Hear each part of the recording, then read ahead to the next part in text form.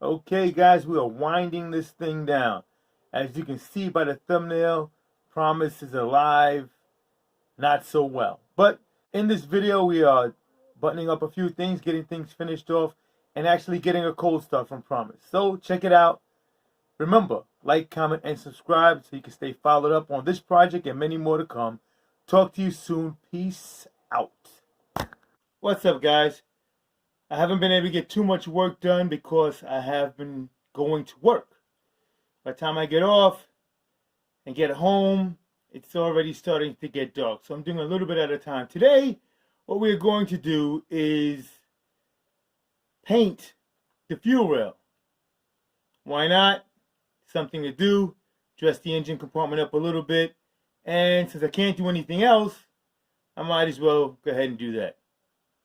So here we go.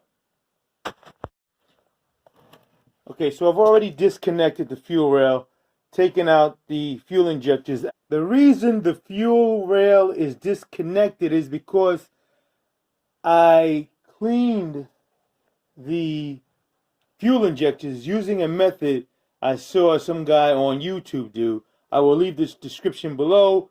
No need of being redundant and doing the work twice or showing it twice. He did a pretty good job of describing how to do the job. I will put that in the link below. I followed his directions. It looked as though it worked pretty good. These are really old fuel injectors. I probably need better fuel injectors, but instead of spending the money, my injectors are pretty old. And I probably need new fuel injectors. But in the meantime, what I'm going to do, well, what I did was clean these using the method, as I stated, using the method, which is in the description below, of brake cleaner and grease degreaser and a 9-volt battery, connecting the 9-volt batteries to these terminals so that the fuel injector would open and we can clean it through and thoroughly with the brake cleaner. The description will be in the link below so you can see exactly how I did it. That'll have to do for now.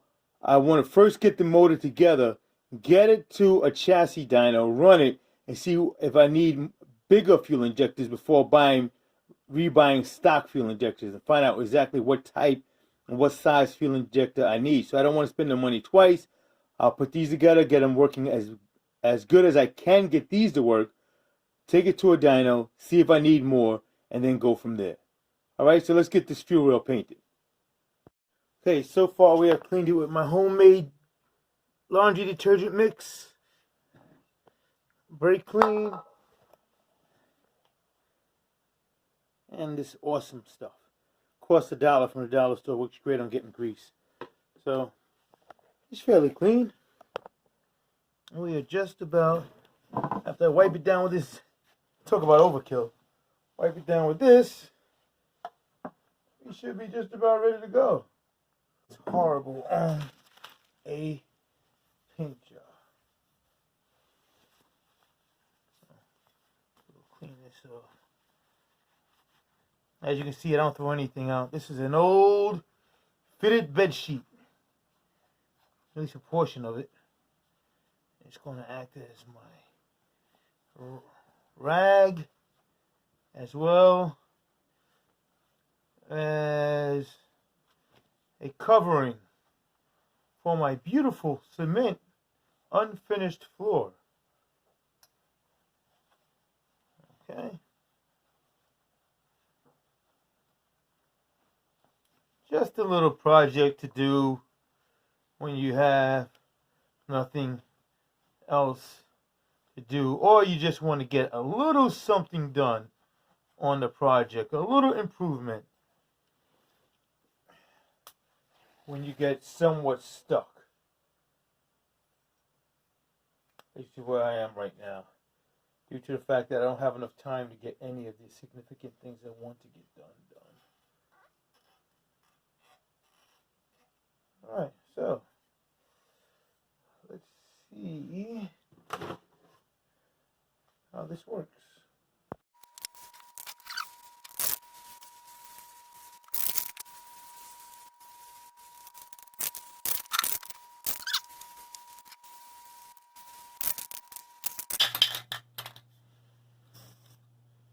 Whoa, I'm gonna spray myself. There's nothing, pretty much nothing left in this can. But I'm trying to squeeze every little bit out.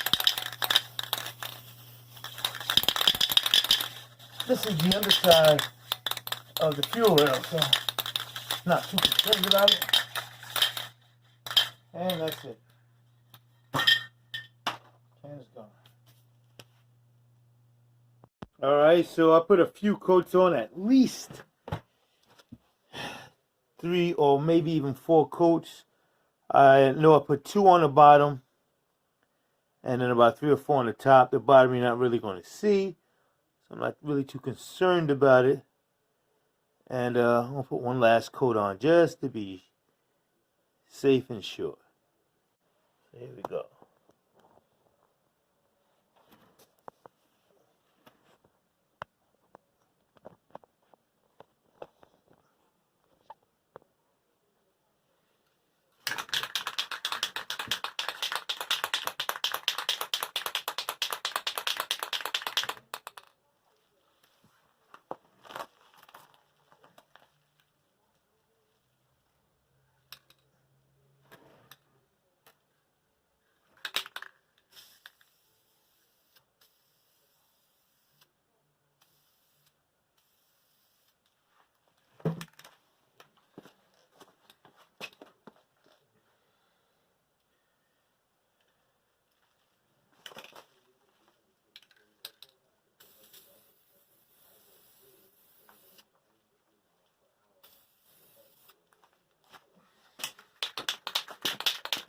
A little bit under the bottom, just to be.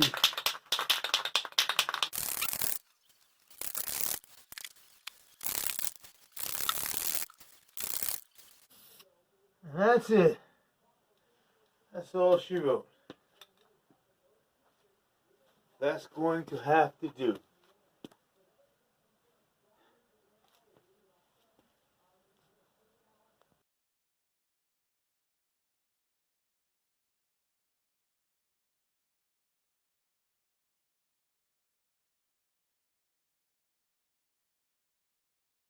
Okay, so I know I jumped a bunch of steps, but it's basically reverse of taking it off. So we have the manifold on, the rockers are in, they're adjusted. Well, not adjusted, you don't have to adjust them. You have to find the right size push rod and use that. So I have the right push rods in, ordered them from Texas Speed 7.4, which is the stock size. I have a committed intake gasket, and that intake gasket is 0.027 or 27 thousandths, which is much thinner than the stock. And I thought I would need to get a little bit shorter push rod. But with the preload that I want, I kept it with the stock. Hopefully that works out. We'll see. Okay, I apologize for the blurry picture, but I have crushed my lens. So it's the best we can do for now until I get it fixed on my phone. But as you can see, it's complete. I would start it up, but it is nighttime and it's dark. It's not that late, but it's dark, and I don't know what's going to happen. I hope everything's right. It should just start right up. It looks like I double checked everything. It should be fine, but just in case, I'll wait till the morning. Actually, I have to go to work in the morning, but when I get back from work, it doesn't rain. Anyhow, we are pretty much done. Let's get this camera fixed. We're getting to the end of this portion of the build. Apologize for my poor quality video, but I dropped my phone and the lens is actually broken. Anyhow, this is the next step. In the process of doing all this work, I pretty much destroyed my power. I didn't do all this damage, but it is now leaking. Power steering cooler. So I'm going to replace it with an old transmission cooler I had many years ago. And it's got some overspray on it from painting I was doing earlier, but we're going to replace it with this. Should be much more efficient, keep the power steering nice and cool. Let's get started. Well, quick correction. I was going to put this transmission cooler in replacement of my power steering cooler because the one I had I damaged. But so I thought I damaged the old power steering cooler, and I thought it was leaking.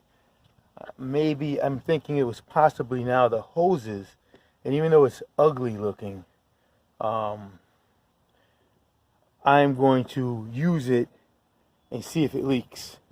Of course, this is the old power steering cooler. What happened was the way this worked was this was in line here along this heater hose. This was inserted in the heater hose, and the power steering lines came into here and went through here. Basically, it was a power steering heater, and this was the stock method of cooling. Whoever had the car after me set up that other unit, but what I did was I just moved it. I moved it to underneath the car where most people place their aftermarket heaters, and I'm just placing it here temporarily until I can put a better.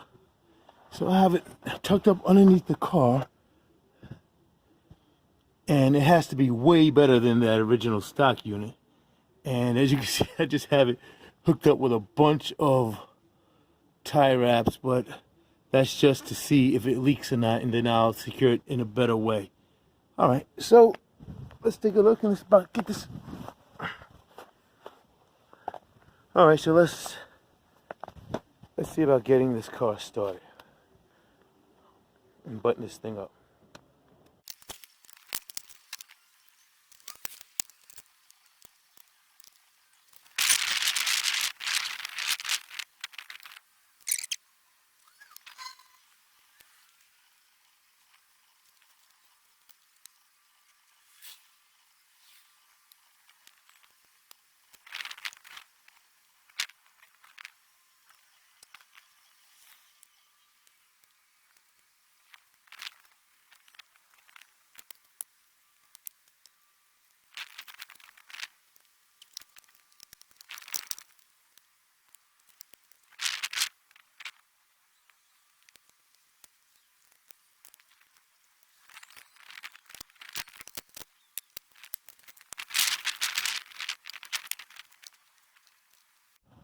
Okay, well, here's the good news.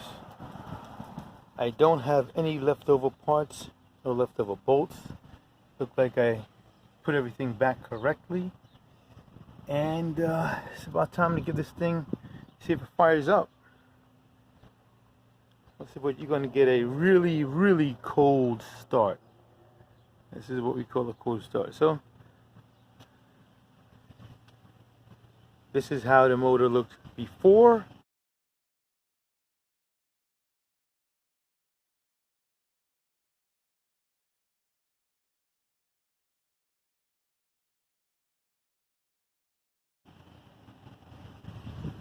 And this is how the motor looks now.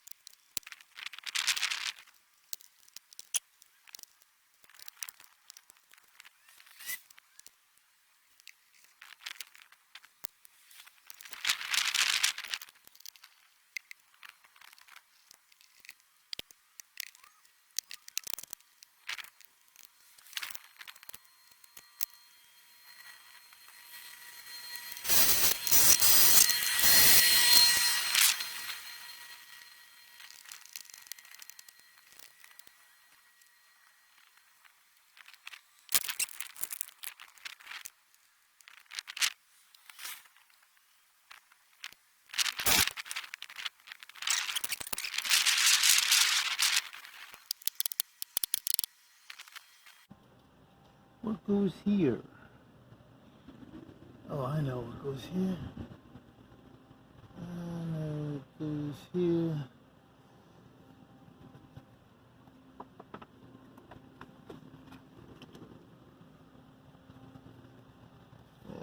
go.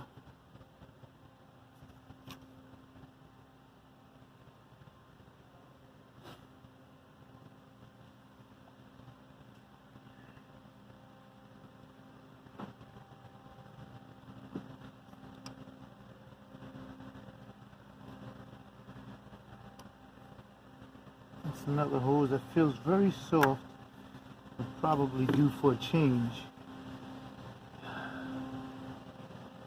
We'll have to get to that.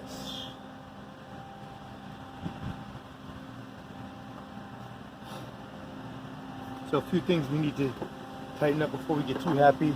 This battery is not very tight. I need to make a harness for this. Hoses. Some of these hoses are still pretty soft. I have to pick up some hoses. I didn't notice that. Okay. Alright, so from what I can tell, it looks like we are ready to give it a crank. See if it starts up. I don't see anything I might have missed. If you guys see it, by the time you see this, it'll be too late for me to make an adjustment. So we're going to give it a shot, see if this thing starts up. It's going to be the first start since it's been apart. What we call a super cold start. Ain't nothing to it but to do it. Let's get it done. See if anything comes flying out the back of the car. Alright, here we go.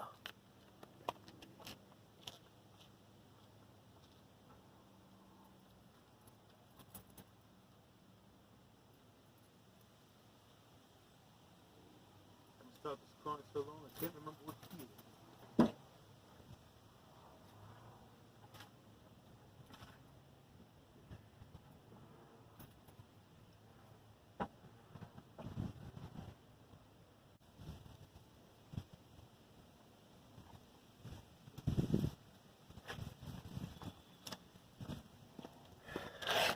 Before we start it, let's take a look and see, make sure we don't have any leaks from the fuel, because I had a problem with the fuel rail before. Looks okay. I don't hear anything leaking. I don't smell anything. I actually ended up having to change out the O-rings in the fuel injectors. Alright, let's give it a shot, see what happens.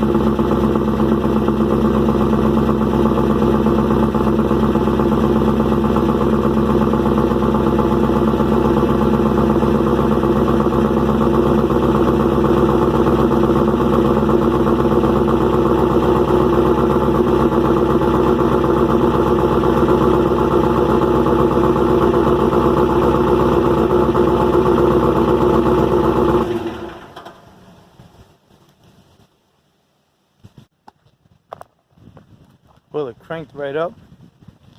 The motor's a little noisy. I'm not sure what that's about. It was smoking like crazy. Got oil all over the place, so I'm gonna let it settle down and give it and crank it up again.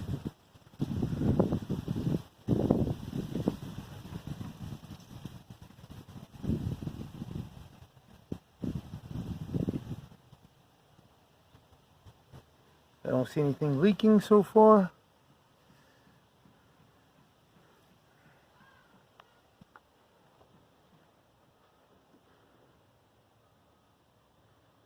Let's take a look underneath.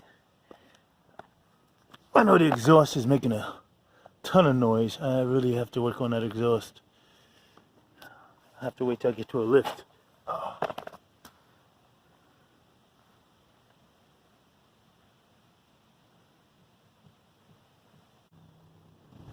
Okay.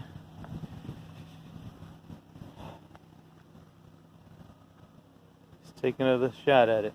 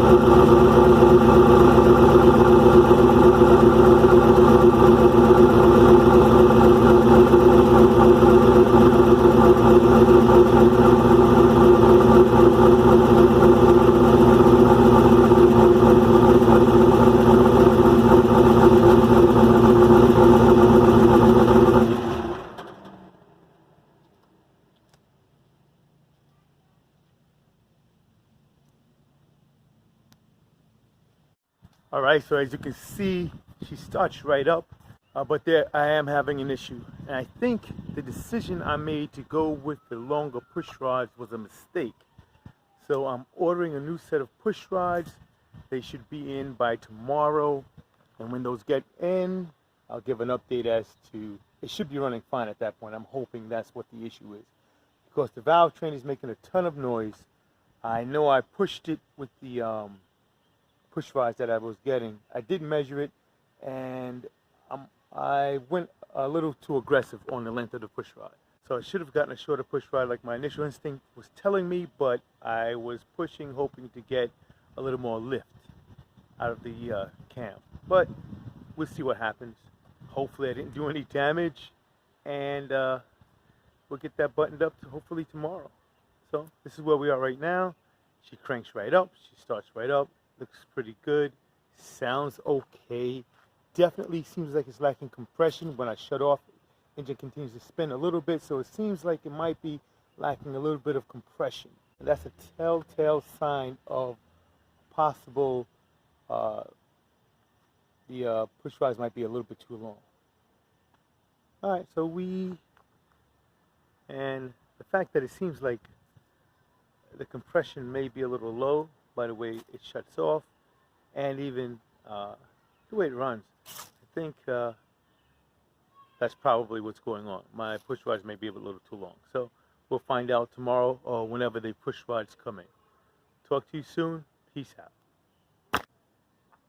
One more thing, remember, like, comment, and subscribe to stay updated on what's happening with Promise. Talk to you soon. Peace out.